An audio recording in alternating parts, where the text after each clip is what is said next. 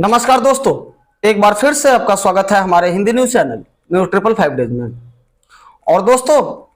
एक तरफ जहां पूरे भारत में राजनीतिक सरगर्मियां चरम पर है, तो वहीं भारत की राजनीति कहिए या बिहार की राजनीति कहिए, वहां से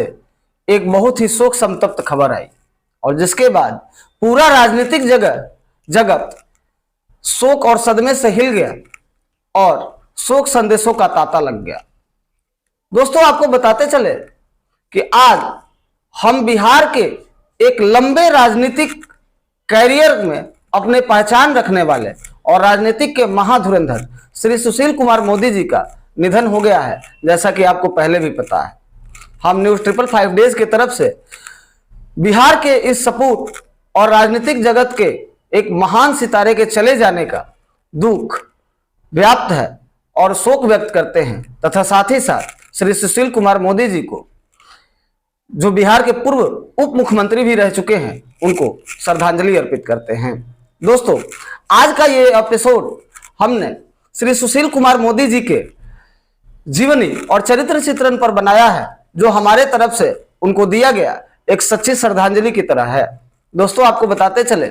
कि भारतीय जनता पार्टी के वरिष्ठ नेता और बिहार के पूर्व उप मुख्यमंत्री सुशील कुमार मोदी का अंतिम संस्कार मंगलवार शाम 8 बजे दीघा घाट पर हुआ। वह 72 साल के थे और उनका पार्थिव शरीर विशेष विमान से नई दिल्ली से पटना के राजेंद्र नगर इलाके में उनके आवास पर लाया गया। दोस्तों, आपको बताते चले कि वे कैंसर से पीड़ित थे और सोमवार शाम उनका निधन दिल्ली के एम्स अस्पताल में हो गया था और अपने नेता के अंतिम दर्शन और श्रद्धांजलि के लिए बड़ी संख्या में भाजपा कार्यकर्ता और नेता तथा आम लोग मौजूद रहे। दोस्तों, आपको बताते चले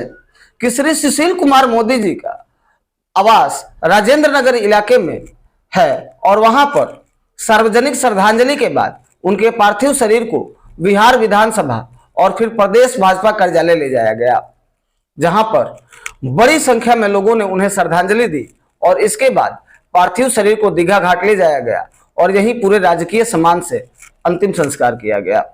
दोस्तों, कहा जाता है कि जीवन में आपने क्या कमाया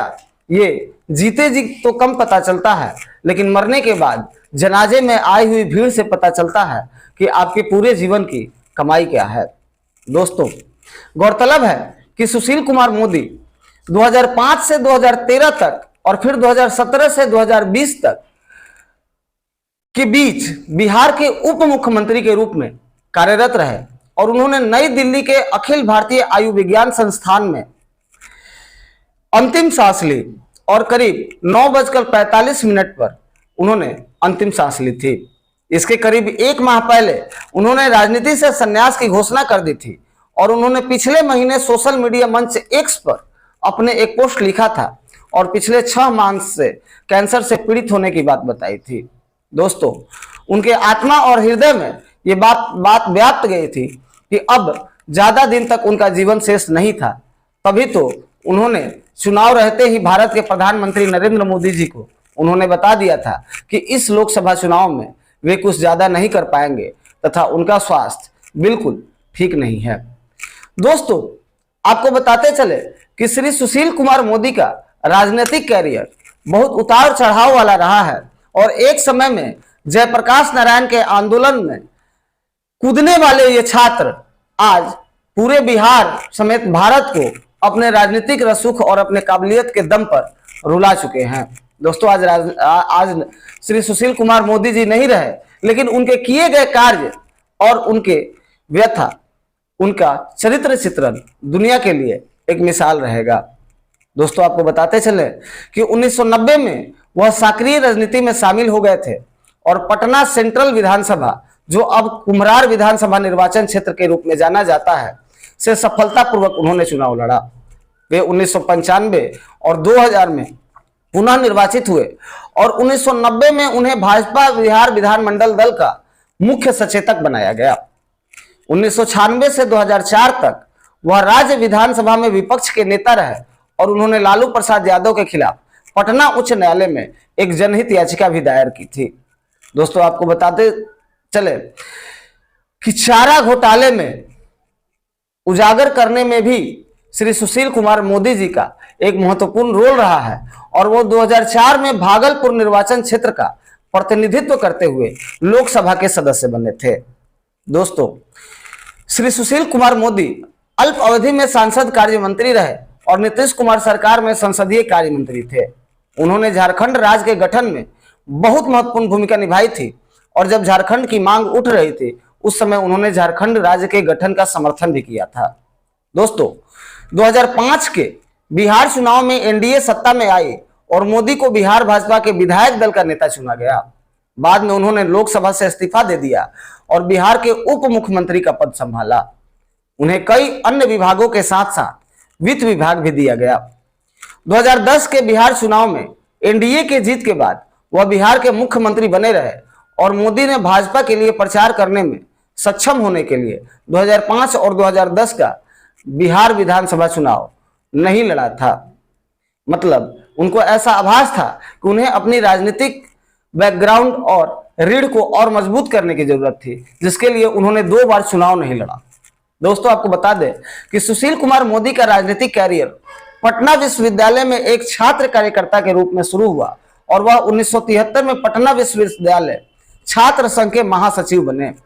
लालू प्रसाद यादव, जो बाद में उनके सबसे बड़े राजनीतिक प्रतिद्वंदी बने, उस समय संघ के अध्यक्ष थे और 1974 में वह बिहार प्रदेश छात्र संघर्ष समिति के सदस्य बने, जिसने 1974 में प्रसिद्ध बिहार छात्र आंदोलन का नेतृत्व भी किया। और जेपी आंदोलन आपातकाल के दौरान श्री सुशील मोदी को 5 बार गिरफ्तार किया गया था। 1974 में बिहार में छात्र आंदोलन के दौरान उन्हें गिरफ्तार कर लिया गया और उन्हें भारत के सर्वोच्च न्यायालय में मीसा अधिनियम के संवैधानिक वैधता को चुनौती दी, जिसके परिणाम स्वरूप मीसा अधिनियम की धारा 9 को असंवैधानिक करार दे दिया गया। बात को समझिएगा, सुशील कुमार मोदी जी ने अपने गिरफ्तारी के विरोध में उन्होंने जो कोर्ट में चैलेंज किया, उसके बाद उस अधिनियम को ही निरस्त कर दिया गया था, जिसके बाद अच्छा खासा पहचान इनको अब राज्य और देश स्तर पर मिलना शुरू हो गया था। उन पर 1973 से 1977 तक मीसा और कई अन्य अधिनियमों के तहत मामला दर्ज किया गया था। आपातकाल के दौरान उन्हें 30 जून 1975 को गिरफ्तार किया गया और लगातार 19 महीने तक उनको जेल में रखा गया। आपातकाल के बाद मोदी को अखिल भारतीय विद्यार्थी परिषद का राज्य सचिव नियुक्त किया गया और 1977 से 1986 तक वह एबीवीपी में विभिन्न नेतृत्व पदों पर रहे और एबीवीपी में अपने कार्यकाल के दौरान उन्होंने उर्दू को बिहार और उत्तर प्रदेश की दूसरी भाषा घोषित करने के खिलाफ आंदोलन का नेतृत्व किया था। बिहार के सीमावर्ती जिले में बांग्लादेश से अवैध प्रवास के मुद्दे से पर भी चिंतित होकर उन्होंने इस मुद्दे को उठाया था और असम आंदोलन के बाद उनके नेतृत्व में बिहार में अवैध प्रवास के खिलाफ एक आंदोलन शुरू किया गया था। दोस्तों, ये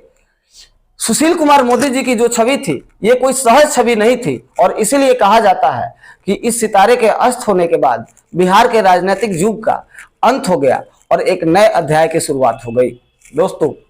सुशील कुमार मोदी का जन्म 5 जनवरी 1952 को हुआ था और उनका जन्म मोतीलाल मोदी और रत्ना देवी के घर हुआ था। उन्होंने पटना साइंस कॉलेज में दाखिला लिया और बीएससी के साथ साथ स्नातक की उपाधि प्राप्त की। वनस्पति विज्ञान की डिग्री 1973 में उन्होंने ली थी और उन्होंने एमएससी में दाखिला लिया और पटना विश्वविद्यालय में वनस्पति विज्ञान का कोर्स भी किया, लेकिन जयप्रकाश नारायण द्वारा शुरू किए गए सामाजिक आंदोलन में शामिल होने के लिए कोर्स बीच में ही छूट गया। दोस्तों, मोदी ने 13 अगस्त 1986 को मुंबई की रहने वाली ईसाई केरल वासी जेसी जॉर्ज से शादी की। मोदी और जेसी अपने शोध अध्ययन के दौरान सहपाठी थे और इसी दौरान उन्हें प्यार हो गया और उन्होंने शादी करने का फैसला भी लिया। उनकी पत्नी एक कॉलेज प्रोफेसर थी जिनसे उनके 2 बेटे थे, उत्कर्ष तथा अक्षय अमृतांशु। दोस्तों, आपको बताते चलें कि इसी तरह भारत के राजनीति का ये सितारा जो हमेशा